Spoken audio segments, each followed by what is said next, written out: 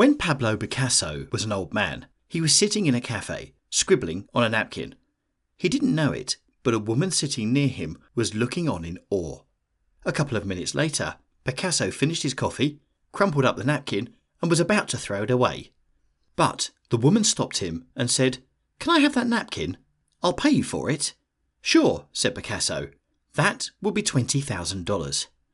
The woman was stunned. "What? It only took you 2 minutes to draw that?" "No, ma'am," Picasso replied. "It took me over 60 years to draw this." Picasso lived to be 91. When he passed away in 1973, he had amassed a net worth of around $500 million, and his art had become famous all over the world. His output was exceptionally prolific. The total number of artworks he produced has been estimated at 50,000, comprising a large number of paintings, drawings, sculptures, ceramics, prints, tapestries, and rugs. By honing his craft for decades, Picasso eventually reached a point where he could charge $20,000 for a 2-minute napkin scribble, or, at least, deliver a pretty damn cool one-liner about it. Anyway, the takeaway here is that mastery takes time. Therefore, we need to be consistent in our practice. And to do that, we need to be able to make mistakes without losing momentum or giving up. To become really good at what you do, you have to be comfortable failing at it. To become remarkable, you have to be willing to fail more than anyone else around you. When you were a kid, you didn't think twice about learning to walk. It didn't matter what the results happened to be in one single attempt. You just kept on trying, no matter what. You stood up, took a step, fell, hurt yourself, maybe cried for a minute or two, and then tried again. Giving up never crossed your mind. At no point did you stop and think, "Man, I suck at this. I guess walking isn't for me." Clearly, avoiding failure is something we learn later in life. Somewhere along the way, most of us become afraid to fail. We learn that it's embarrassing to fail and that others might hold it against us or make fun of us for it. And when that happens, we tend to stick to what we're already good at. The problem with this, of course, is that it severely limits us. As soon as we buy into the idea that failing is something to be avoided, every unsuccessful attempt sends the signal that we should stop trying. And while that reasoning keeps us feeling safe, it also robs us of the opportunity to realize our highest potential. Because the only way to become great at something is to be willing to fail at it, over and over again.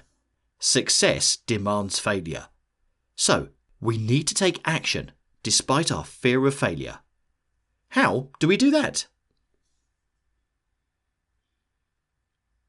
In Stoic philosophy, there is a concept known as the sphere of choice.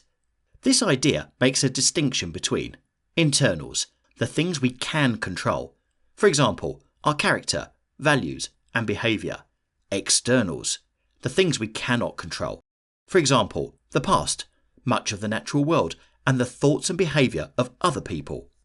The Stoic philosopher Epictetus believed that we should focus exclusively on the internals and let go of the externals. Only when we stop worrying about what is outside our control and instead turn our attention to what is within our control can we have peace of mind. I found the sphere of choice to be very effective for dealing with my fears of failure. Pretty much every time I sit down and write, a series of fearful, and quite mean, thoughts run through my head. Usually, they go something like this. Who do you think you are? Nobody is going to want to read this. Man, your writing is dull. You don't have anything to say, do you?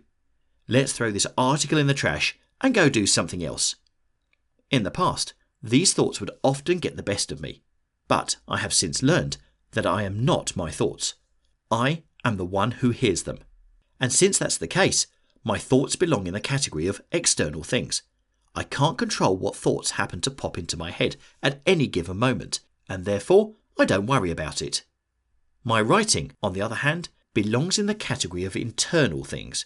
It's completely within my control. I can always decide to keep on typing. So that's what I do. No matter what my brain is yelling at me, I just keep on typing away until I've met my writing goal for the day. This is another part of writing that used to be a big problem for me. If you've ever created something and put it out for the world to see, I'm sure you can relate. Getting good feedback feels quite nice, but getting bad feedback feels downright awful. If you get 100 positive responses, followed by 1 negative, it's that last one that's going to stick in your mind. So, to get really great at what you do, you simply cannot care what other people think about it. Remember, the thoughts and behaviour of others belong in the external category, and therefore you need to treat them with a healthy dose of indifference. You'll never get the approval of everyone, so don't waste your time trying. From now on, whenever you're experiencing a fear of failure, remember the sphere of choice. If you find that your concern is about something external, practice letting it go. Remember that it's a waste of time to worry about things you cannot control. If the object of your concern is internal, use it as a trigger to take action. Stop thinking and start doing. Be like a kid who's learning to walk. Fail without concern about how it looks or what other people think.